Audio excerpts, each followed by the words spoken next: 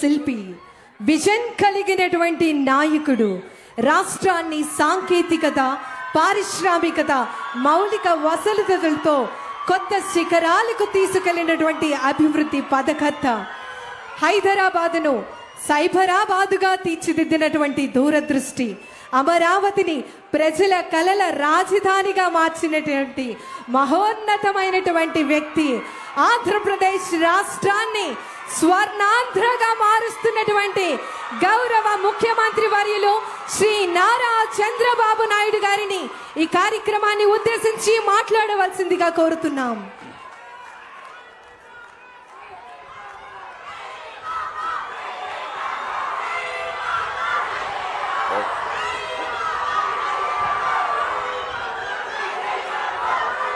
Okay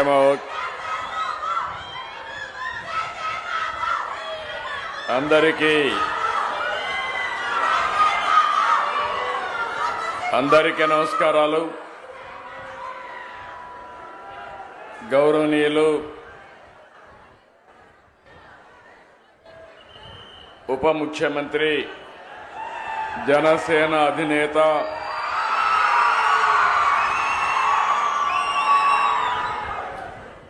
ఎప్పుడు కూడా ఒకటే ఆలోచన, మీరు మంచి పనులు చేయండి, నేను అండగా ఉంటానని మొదటి నుంచి చెప్తున్న వ్యక్తి పవన్ కళ్యాణ్ గారని చెప్పి మీ అందరికీ విజ్ఞప్తి చేస్తున్నాను. అదే మరి గౌరవనీయులు మంత్రివర్గ సభ్యులు నారా లోకేష్ గారికి,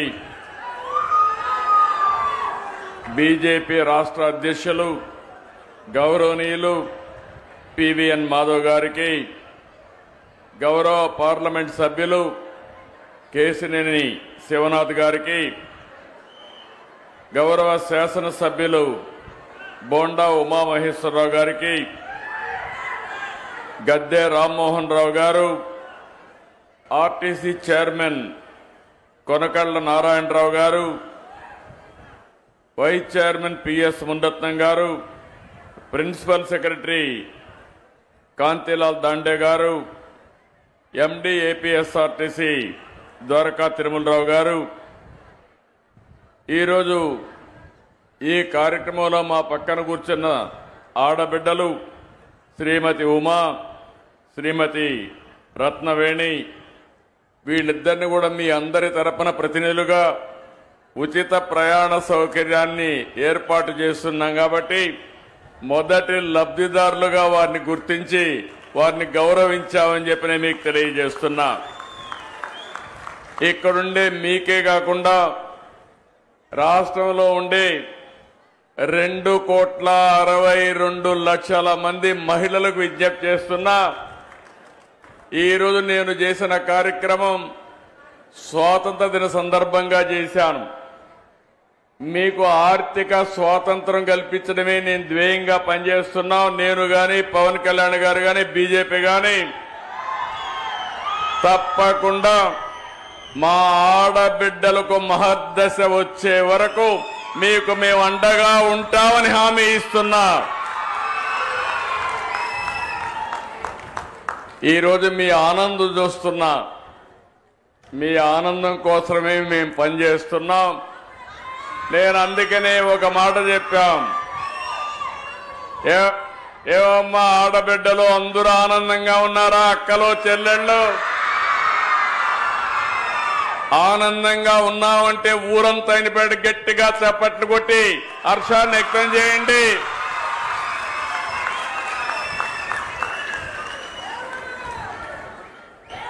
అందుకని ప్రధానమంత్రి గారు వికసిత్ భారత్ 2047 తీసుకొస్తే మనం స్వర్ణాంధ్రప్రదేశ్ 2047 తీసుకొచ్చాం. అందులో మీరు చూస్తే ఆరోగ్యం, ఆనందం, ఆదాయం అందరికీ ఉండాలనే ఏకైక లక్ష్యంతో ముందుకు పోతున్నాం. ఈరోజు మీరందరూ చూసినప్పుడు నేను ఇక్కడికి వస్తే దారంతా బస్సులో ప్రయాణం చేశాం. నేను, మిత్రుడు పవన్ కళ్యాణ్ గారు, మిగిలిన అందరం కలిసి మీ ముఖాల్లో ఆనందం చూస్తే నాకు అనిపించింది నా పూర్వజన్మ సుకృతం ఇది, నా ఆడబిడ్డలకు మంచి చేశారని ఒక ఆనందం, ఒక తృప్తి. చాలా మంది చాలా రోజులు అనుకున్నాం కానీ స్త్రీ శక్తి ఎప్పుడు ప్రారంభించాలి అంటే ఆగస్టు 15 ప్రారంభించాలని నిర్ణయం చేశామంటే దీని వెనకాల ఒక చరిత్ర ఉంది. మీకు ఆర్థిక స్వాతంత్రం తేవడం, ఆడబిడ్డల గౌరవాన్ని పెంచడానికి ఈ ఎన్డీఏ ప్రభుత్వం పనిచేస్తా ఉందని మరొకసారి మీ అందరికీ విజ్ఞప్తి చేస్తున్నా. పేరు కూడా స్త్రీ శక్తి అని పేరు పెట్టాం. ఇది ఇప్పుడు నుంచి ప్రతి ఆడబిడ్డ బస్సు ఎక్కి రాష్ట్రంలో ఏ ప్రాంతానికి పోవాలన్నా స్వేచ్ఛగా వెళ్లే అధికారం మీకు ఇచ్చామని మీ అందరికీ విజ్ఞప్తి చేస్తున్నాను. సూపర్ 6 ఆ రోజు చెప్తే నమ్మలేదు, ఈ రోజు గర్వంగా చెప్తున్నా సూపర్ 6 సూపర్ హిట్. అవునా కాదా? అవునంటే చేతులెత్తి చెప్పండి అవునని. దీనికి కారణం మీరు ఒక్కసారి ఆలోచిస్తే, నేను పవన్ కళ్యాణ్ గారు బీజేపీ ముగ్గురం కలిసి ఎన్డీఏగా కూటమి ఏర్పాటు చేశాం. ఎన్నికల ముందే పవన్ కళ్యాణ్ గారు ఒక మాట అన్నారు, ప్రభుత్వ వ్యతిరేక ఓటు చీలడానికి వీలు లేదు, రాష్ట్రాన్ని పునర్నిర్మాణం చేయాలి, బేషరతుగా పొత్తుంటుందని చెప్పిన వ్యక్తి పవన్ కళ్యాణ్ గారు అని చెప్పి నేను మీకు తెలియజేస్తున్నా.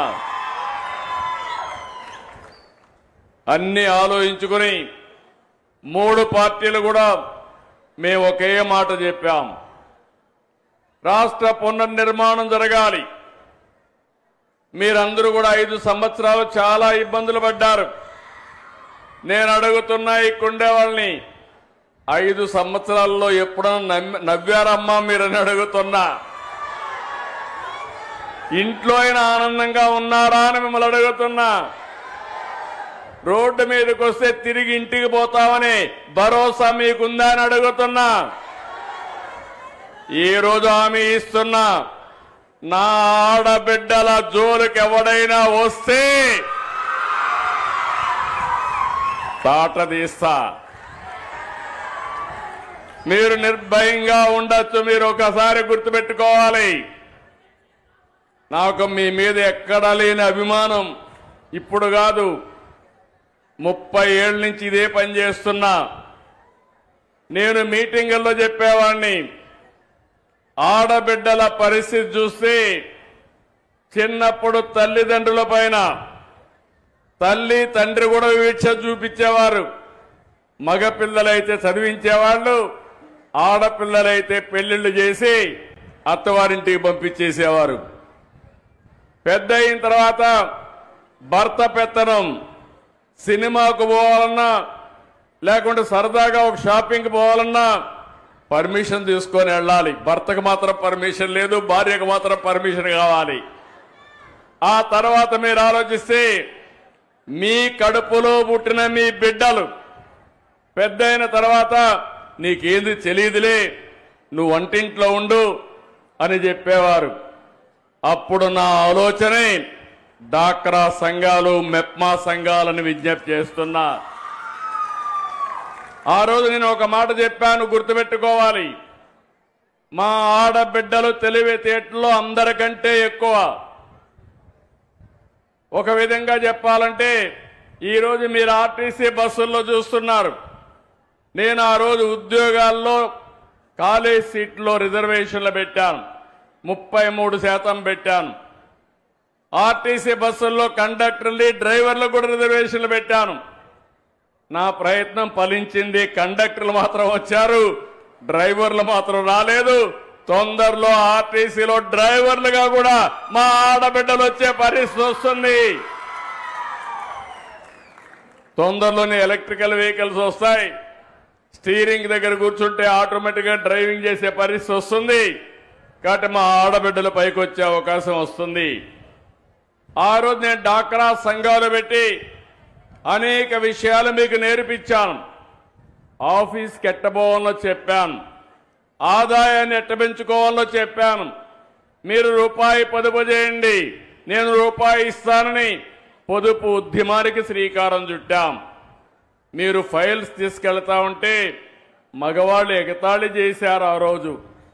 కానీ ఈరోజు నేను గర్వంగా చెప్పగలుగుతున్నా, ప్రతి ఒక్క కుటుంబంలో ఆ కుటుంబానికి ఆర్థిక ఆసరాగా తయారైంది నా తెలుగింటి ఆడబిడ్డలని మరొక్కసారి విజ్ఞప్తి చేస్తున్నా. సుదీర్ఘ ప్రయాణం మొట్టమొదటిసారిగా ఈ రాష్ట్రంలో మనం గుర్తుపెట్టుకోవాలి. ఆడబిడ్డలకు ఆస్తిలో సమాన హక్కు ఇచ్చిన నాయకుడు నందమూరి తారక రామారావు గారు. ఆడబిడ్డలు చదువుకోవాలని మహిళా విశ్వవిద్యాలయాన్ని ఏర్పాటు చేసిన వ్యక్తి ఎన్టీఆర్. ఆడబిడ్డలకు కూడా రాజకీయాల్లో ప్రవేశం రావాలని స్థానిక సంస్థల్లో 9% రిజర్వేషన్లు పెట్టిన వ్యక్తి ఎన్టీ రామారావు గారు. ఈరోజు కేంద్రంలో ఉండే ఎన్డీఏ 33% ఆడబిడ్డలకు చట్టసభల్లో రిజర్వేషన్లు పెట్టారు. అది ఈరోజు మనం సాధించిన విజయం. దీనికి మనస్ఫూర్తిగా నరేంద్ర మోడీ గారిని అభినందిస్తున్నానని చెప్పి కూడా నేను మీకు తెలియజేస్తున్నా. ఈరోజు నేను అడుగుతున్నా ఈ కుండే వాళ్ళందరినీ, 64 లక్షల మందికి ఎన్టీఆర్ భరోసా పింఛన్లు ఇచ్చాం. మీరు ఒక్కసారి గుర్తుపెట్టుకోవాలి, ఒకప్పుడు మీరు చూస్తే 5 ఏళ్లు పట్టింది 2000 నుంచి 3000 చేయడానికి. నేను వస్తానే ఒకే మాట చెప్పాను, ఏప్రిల్ నుంచి ఇస్తానని. పింఛన ఏప్రిల్ నుంచి ఇచ్చామా లేదా అని మిమ్మల్ని అడుగుతున్నా. 64 లక్షల మందికి ఇస్తున్నాం. ఇంకో పక్కన ఆడబిడ్డలున్నారు, తల్లికి వందనం మొన్నే ఇచ్చా. ఎంతమంది పిల్లలుంటే అంతమంది పిల్లలకి 15,000 ఇచ్చామా లేదా అని అడుగుతున్నా. ఇచ్చుంటే గట్టిగా చప్పట్లు కూడా చెప్పండి. మీరు కూడా గుర్తుపెట్టుకోవాలి, ఏదో రాజకీయాల్లో మంచి ప్రభుత్వాన్ని అన్ని పనులు చేసినప్పుడు మాకు ప్రచారం చేసే బాధ్యత ప్రజలే తీసుకోవాల్సిన అవసరం ఉంది. మళ్ళీ మీ భవిష్యత్తుకు నాంది పలకాలన్నా, కంటిన్యూగా మంచి పనులు జరగాలన్నా ఎప్పటికప్పుడు ప్రజా చైతన్యం కూడా చాలా అవసరం అని చెప్పి నేను మీకు తెలియజేస్తున్నా. ఈరోజు అన్నదాత సుఖీభవ పథకం వచ్చిందా లేదా అని ఆడబిడ్డలు అడుగుతున్నా. మీ ఇంట్లో మగవాళ్ళకి అన్నదాత సుఖీభవ కింద కేంద్రం 2,000, మనం 5,000, 47 లక్షల మందికి 7,000 రూపాయలు చొప్పునేశాం. దీపం నేనే ఇచ్చా. వంట గ్యాస్ సిలిండర్లు మా తల్లిని చూసేవాణ్ణి. వంటింటికి పోతే, వంట రూములోకి పోతే బయట వస్తే కళ్ళల్లో నీళ్లు వచ్చేటివి. రోజంతా వంటగదిలో గడిపేవాళ్ళు. అది చూసిన తర్వాత నాకు అనిపించింది, నా తల్లి పడిన కష్టం నా ఆడబిడ్డలు కష్టపడకూడదని మొట్టమొదటిసారిగా దేశంలో దీపం కార్యక్రమం ప్రవేశపెట్టిన పార్టీ ఆ రోజు తెలుగుదేశం పార్టీ. ఈరోజు మళ్ళీ 2-3 గ్యాస్ సిలిండర్లు ఉచితంగా ఇస్తున్నా. అవునా కాదా అని అడుగుతున్నా. ఆనందంగా ఉన్నారా అని అడుగుతున్నా మిమ్మల్ని అందరినీ. మీ పిల్లలకు ఇప్పుడే బస్సు ఎక్కాం. బస్సులో నేను ఒక 10 మందితో మాట్లాడాను. 10 మందితో మాట్లాడితే పవన్ కళ్యాణ్ గారు కూడా మాట్లాడారు, లోకేష్ గారు మాట్లాడారు, మాధవ్ గారు మాట్లాడాం. అందరూ ఒకటే ఆనందంగా ఉన్నారు.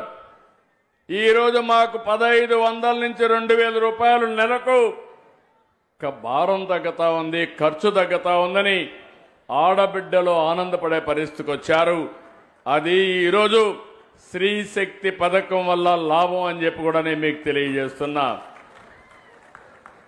ఈరోజు మేము ఇచ్చిన సంక్షేమ కార్యక్రమాలే కాకుండా ఎన్నికల మేనిఫెస్టోలో చెప్పాం, 20 లక్షల ఉద్యోగాలు ఇస్తామని చెప్పాం. మెగా డిఎస్సీ పెట్టాం. 16,347 ఉద్యోగాలు ఈ మంత్ ఎండ్కి ఇచ్చే పరిస్థితి వస్తుంది.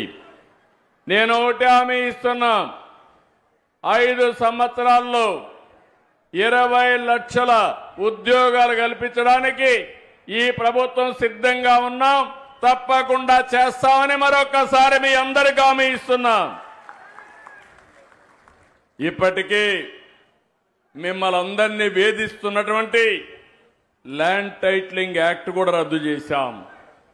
అన్నా క్యాంటీన్లు పెట్టాం. మీరు ఎవరైనా ఇక్కడికి వస్తే పని చేసుకుని అన్నా క్యాంటీన్లో భోంచేసి బస్సు ఎక్కి ఒక్క పైసా ఖర్చు లేకుండా సురక్షితంగా ఇంటికి వెళ్లే ఏర్పాటు చేశాం. ఇవన్నీ కూడా మొట్టమొదటిసారిగా నేను సంతకాలు చేశాను. అదే సమయంలో సూపర్ 6 అంతా కూడా ఈరోజు ఇంప్లిమెంట్ చేశాం. ఈరోజు మిమ్మల్ని చూస్తున్నాను, కొంతమంది కావాలని అనవసరంగా కన్ఫ్యూజ్ చేస్తున్నారు. ఈరోజు ఎన్నో సమస్యలు ఉన్నాయి. మా మిత్రుడు పవన్ కళ్యాణ్ గారు అడిగారు, సార్ ఇవన్నీ సాధ్యమా అన్నారు.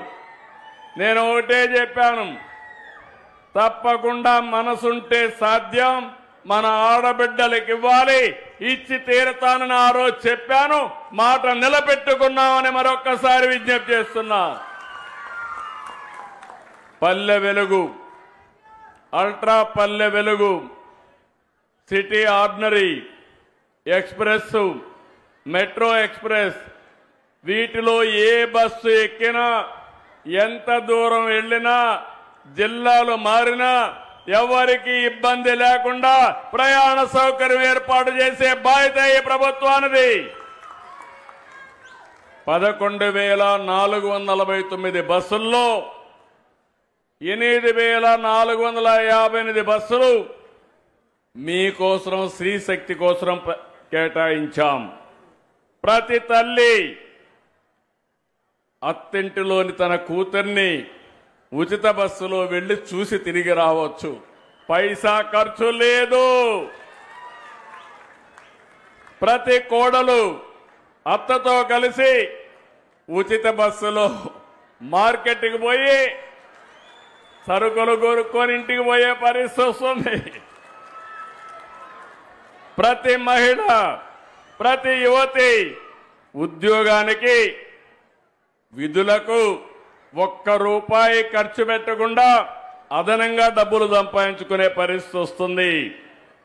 వృద్ధుల హాయిగా దేవాలయాలు, శ్రీకాకుళం నుంచి మంత్రాలయం వరకు, శ్రీశైలం వరకు ఉచితంగా ప్రయాణ సౌకర్యాలు ఏర్పాటు చేసుకోవచ్చు.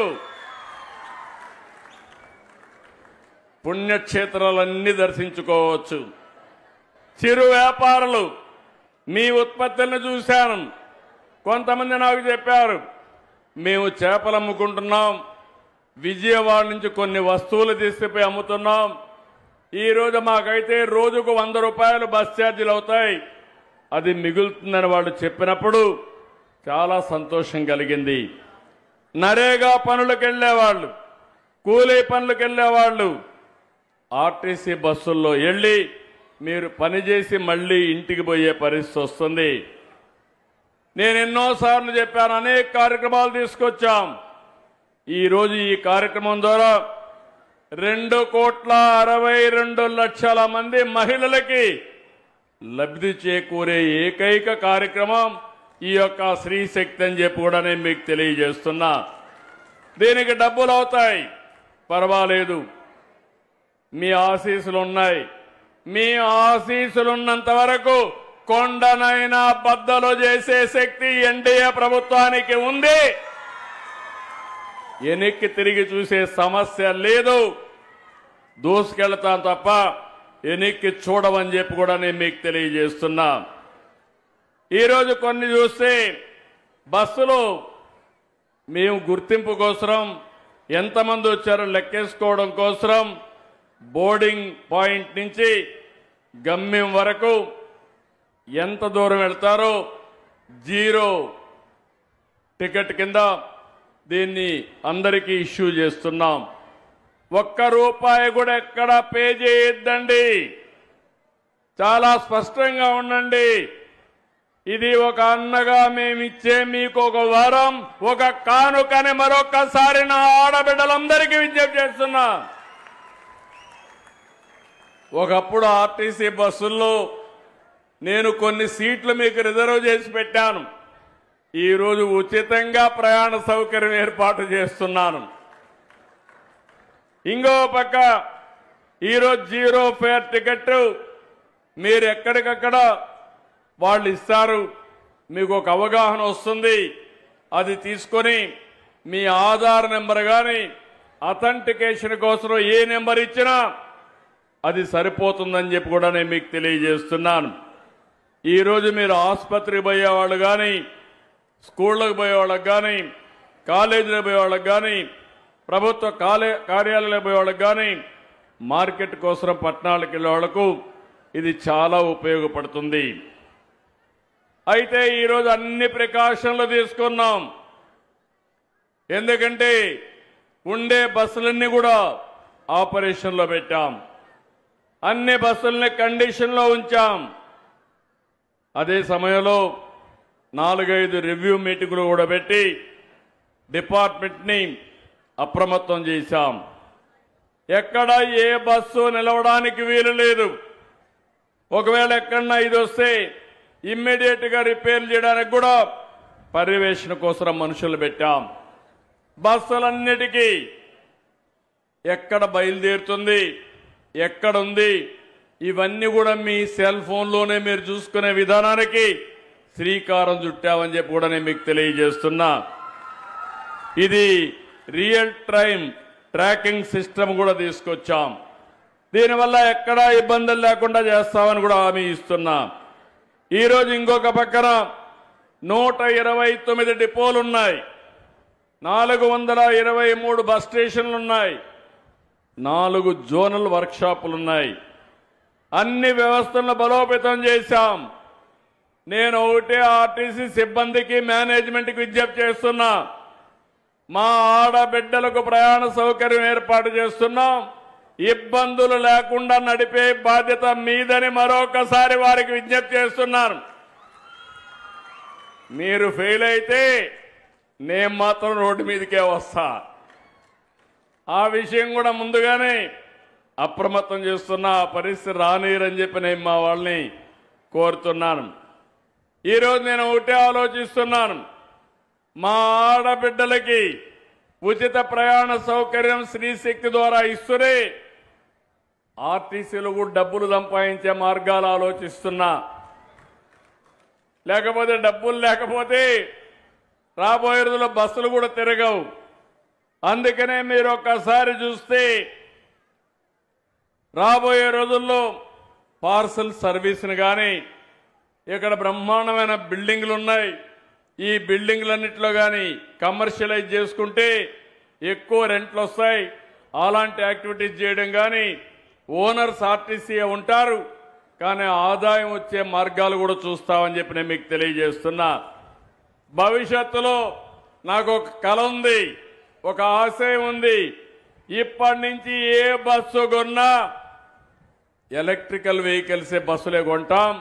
ఆ బస్సులు కూడా ఏసీ బస్సులే కొంటామని మీ అందరికీ విజ్ఞప్తి చేస్తున్నా. ఒక రోజున ఈ బస్సులన్నీ ఏసీ బస్సులుగా మారితే దర్జాగా మా ఆడబిడ్డలు పబ్లిక్ ట్రాన్స్పోర్ట్లు ఎక్కడికి కావాలన్నా తిరిగే పరిస్థితి వస్తుందని చెప్పి కూడా నేను మీకు తెలియజేస్తున్నా. ఇక్కడికి వచ్చినప్పుడు నేను ఒకటే ఆటో డ్రైవర్లకు కూడా విజ్ఞప్తి చేస్తున్నా. వాళ్ళ కష్టాలు కూడా ఉంటే నేను అన్ని ఆలోచిస్తున్నా. ఈ ప్రభుత్వం అందరి ప్రభుత్వం. నేను కానీ, జనసేన కానీ, బీజేపీ కానీ ప్రతి ఒక్కరికి న్యాయం చేయాలన్న ఆలోచన తప్ప ఏ ఒక్కరికి ఇబ్బంది పెట్టమని మరొకసారి మీ అందరికీ విజ్ఞప్తి చేస్తున్నాను. నేను ఆడబిడ్డల కోసం ఈ కార్యక్రమం చేశాం. అదే సమయంలో ఆటో డ్రైవర్లకు ఏదైనా సమస్యలు వస్తే కేబినెట్ సబ్ కమిటీ కూడా వేశాం. అవన్నీ కూడా స్టడీ చేసి వాళ్ళకు కూడా న్యాయం చేస్తాం. ఈరోజు ఇదే కాకుండా ఇంకొక పక్క మీరు ఒకసారి చూస్తే అనేక కార్యక్రమాలు ఆడబిడ్డలకు చేశాం. డాక్రా రుణమాఫీ చేశాం. పసుపు కుంకుమ కార్యక్రమం తీసుకొచ్చాం. ఆడబిడ్డల ఆత్మ గౌరవం పెరగడానికి మరుగుదొడ్ల నిర్మాణం పెట్టాం. గర్భిణీలు బాలింతలకు పౌష్టికాహారం తీసుకొచ్చాం. బేబీ కిట్లు ఇచ్చాం. తల్లి బిడ్డ ఎక్స్ప్రెస్ పెట్టాం. ఇలాంటి కార్యక్రమాలు చాలా కార్యక్రమాలు చేశాం. ఆ రోజు నేను చేసిన కార్యక్రమాల తర్వాత 4వసారి ముఖ్యమంత్రి అయిన తర్వాత నా ఆడబిడ్డల్ని పారిశ్రామికవేత్తలుగా తయారు చేయడానికి డాక్రాలో మెప్మాలో ఎంఎస్ఎంఈలకు ప్రాధాన్యత ఇస్తున్నాం. అంతేకాదు రాబోయే రోజుల్లో 1,00,000 మంది డాక్రా సంఘాల్లో మెప్మా సంఘాల్లో పారిశ్రామికవేత్తలుగా తయారు చేసి ఒక శక్తివంతమైన మహిళా శక్తిగా తయారు చేస్తాం. నేను ముందే మీకు చెప్పాను, ఒకప్పుడు రాష్ట్రంలో నేను కూడా చాలా బాధపడ్డాను. ఒక పక్క గంజాయి, ఒక పక్క డ్రగ్గులు. దీంతో ఎవడైనా డ్రగ్ తీసుకున్న వాడికి, గంజాయి తాగిన వాడికి తల్లి భార్యకు వ్యత్యాసం తెలియదు. అలాంటి అగత్యాలు చూశాం. ఈరోజు ఈగలనే వ్యవస్థను పెట్టి రాష్ట్రంలో గంజాయిని వీలైనంత వరకు నిర్మూలించాం. ఒకటే హామీ ఇస్తున్నా, ఎవడైనా సరే గంజాయి అమ్మినా డ్రగ్స్ అమ్మినా అదే చివరి రోజు వారికి మరొక్కసారి హెచ్చరిస్తున్నా. మా ఆడబిడ్డలందరికీ హామీ ఇస్తున్నా, ఎవరైనా మీ జోలుకొస్తే నేను అందులో బాధితుడిని. ఆడబిడ్డలు అవమానం చేసినప్పుడు ఇంట్లో వాళ్ళు ఏ విధంగా బాధపడతారో చూశా. మా మిత్రుడు పవన్ కళ్యాణ్ గారు కూడా ఆ బాధ అనుభవించాం. ఇవి తెలిసిన వ్యక్తులం. అందుకే ఏ ఆడబిడ్డ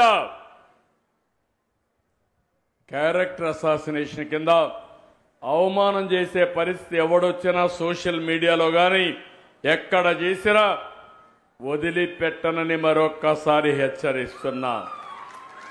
నేను అడుగుతున్నా ఇక్కడే మిమ్మల్ని అందరినీ, ముందుకి ఇప్పటికీ పరిస్థితులు మారాయా లేదా అని అడుగుతున్నా. మారాయంటే చేతుల పైకి చెప్పండి, మారాయా లేదా? మీలో ధైర్యం వచ్చిందా లేదా? అందుకే వాళ్ళని ఒకటేసారి హెచ్చరిస్తున్నా, తమాషా అనుకోవద్దండి. ఇక్కడ ఎన్డీఏ ప్రభుత్వం ఉంది. తెలుగుదేశం, జనసేన, బీజేపీ కలిసి ఉన్నాం. ఎవడైనా తోక దిప్పితే తోక కట్ అయిపోతుందని మరొక్కసారి హెచ్చరిస్తున్నా. ఏ కార్యక్రమం చేసినా ఇంత మునిపి లోకేష్ గారు కూడా 1-2 విషయాలు చెప్పారు. తప్పకుండా అవన్నీ కూడా ఎగ్జామిన్ చేస్తాం. ఎగ్జామిన్ చేసి ఆడబిడ్డల భద్రతకు ఏదైనా సమస్యలుంటే అలాంటి పైన ప్రత్యేకమైన చట్టాన్ని తేవడానికి కూడా ఈ ప్రభుత్వం ఏ మాత్రం కూడా వెనకడుగు ఇయ్యమని చెప్పి కూడా నేను మీకు తెలియజేస్తున్నా. అదే మరిగా ఆర్టీసీ సిబ్బందిని కూడా ఒక్క విషయం ఈ సందర్భంగా కోరుతున్నా. బిగినింగ్లో మా ఆడబిడ్డలు ఉత్సాహంగా వచ్చి బస్సుల్లో ఎక్కినప్పుడు ఓసారి అమితమైన ఉత్సాహంతో కూడా ఉంటారు. అలాంటప్పుడు మీరు కూడా ఓపికగా ఉండండి. ఆడబిడ్డలు మీరు కూడా గుర్తుపెట్టుకోవాలి, డ్రైవర్ని కండక్టర్ని గౌరవిస్తే తప్ప మనం సుజావుగా ప్రయాణం చేయలేము. ఈ 2 కూడా చేయాల్సిందిగా నేను కోరుకుంటూ, చేస్తారని చెప్పి ఆశిస్తూ నేను ఒక్క విషయం చెప్పాలి. ఈ కార్యక్రమాన్ని ఫెయిల్ చేయడానికి చాలా మంది ప్రయత్నం చేస్తున్నారు. నేను ఏది మంచి చేయాలంటే నేను యజ్ఞం మారిగా రాత్రింబగళ్ళు కష్టపడి చేస్తున్నా. ఈరోజు మనకు ఆర్థిక ఇబ్బందులు ఉన్నాయి. అన్ని వ్యవస్థలు విధ్వంసం అయిపోయినాయి. మీరు చూశారు మొన్నటి వరకు అమరావతి ఎంత దుర్మార్గం అంటే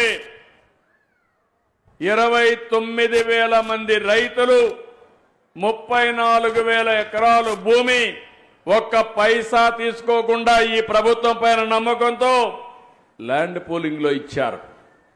అలాంటి ప్రాంతాన్ని శ్మశానం అన్నారు, ఎడారిగా చేశారు. ఇది ఎడారి కాదు, భవిష్యత్తులో ఒక సుందర నగరంగా తయారు చేసే బాధ్యత మాదని ఈరోజు ముందుకు తీసుకుపోయాం. కేంద్రం సహకరించారు. 15,000 కోట్ల రూపాయలు ఆర్థిక సహాయం వచ్చేట్టుగా చేశారు. పనులన్నీ అవుతున్నాయి. పోలవరం ఆ ప్రాజెక్టు మనందరికీ అవసరం. సాగునీరు, త్రాగునీటి సమస్య పరిష్కారం కావాలంటే పోలవరాన్ని పూర్తి చేసుకోవాలి. అదే ఆరో తెలుగుదేశం ప్రభుత్వం అధికారం ఉంటే 2020కి పోలవరం పూర్తయ్యేది. డయాఫామ్ వాల్ పూర్తిగా కొట్టుకొంబోయేటిగా చేశారు. అన్ని సమస్యలను పరిష్కారం చేశాం. మళ్ళీ దాన్ని ట్రాక్ లో పెట్టాం. వీలైనంత తొందరలో పోలవరం కూడా పూర్తవుతుంది. కేంద్రం 11,500 కోట్ల రూపాయలు పోలవరానికి నిధులు ఇచ్చే పరిస్థితికి వచ్చారు. ఇంకో పక్క విశాఖపట్నం ప్రధానమంత్రి గారు స్వయంగా కలుగజేసుకుని విశాఖపట్నం స్టీల్ ప్లాంట్ కాపాడడానికి 12,500 కోట్ల రూపాయలు ఇచ్చారు. ఇది కాకుండా విశాఖపట్నంలో రైల్వే జోన్ శాంక్షన్ చేశారు. నిన్నే ఆంధ్రప్రదేశ్కి సెమీ కండక్టర్ ఇండస్ట్రీ ఇచ్చారు. కేంద్రం అన్ని విధాలా సహకరిస్తా ఉంది. నేను ఒకటే మీ అందరికీ హామీ ఇస్తున్నా, ఈ ప్రభుత్వం మీ అందరి ప్రభుత్వం, మీకు అండగా ఉండే ప్రభుత్వం. అయితే మీరు చేయాల్సింది ఏ కార్యక్రమాలు అయితే మేము చేస్తున్నామో దాన్ని పూర్తిగా సహకరించే బాధ్యత మీ అందరిదని విజ్ఞప్తి చేస్తున్నా. నిన్ననే పులివెందల్లో జడ్పీటీసీ ఎన్నిక జరిగింది. కొంతమంది నాయకులు నన్ను విమర్శిస్తున్నారు. అక్కడ ప్రజలు ఒక క్వశ్చన్ అడిగారు. 30 సంవత్సరాల తర్వాత ఓటు వేశాను, అందరికీ దండాలు అని ఒక వ్యక్తి బ్యాలెట్ బాక్స్ లో కాగితం వేశాడు. అంటే 30 సంవత్సరాలు అక్కడ ఓటు వేయలా, మొట్టమొదటిసారిగా ఓటు వేశారు. అంటే వాళ్లకు ఓటు హక్కు రాలేదు. ఈ యొక్క 79వ స్వాతంత్ర దినోత్సవ సందర్భంగా వాళ్లకు స్వాతంత్రం వచ్చిందని మీ అందరికీ విజ్ఞప్తి చేస్తున్నా. ఇంకో పక్క ఇంకొకతను కాగితం వేశాడు, మా వివేకా సార్కి న్యాయం చేయండి సార్ అని. చెయ్యాలనా లేదా న్యాయం? చెయ్యాలా లేదా న్యాయం? నాయకులు సమాధానం చెప్పండి. నేను ఒకటే చెప్తున్నా మీ అందరికీ, కొంతమంది నేరస్తులు, కరుడుగట్టిన నేరస్తులు రాజకీయ ముసుగులో వచ్చి సమాజాన్ని అతలాకుతలం చేయాలనుకుంటున్నారు. అందుకే చెప్పా, సిబిఎన్ 14 సిబిఎన్ కాదు, 95 సిబిఎన్. అందులో నేను గాని, పవన్ కళ్యాణ్ గారు గాని, బీజేపీ గాని ఎక్కడా అన్యాయం చేయం, ఎవరి జోలుకు రావం.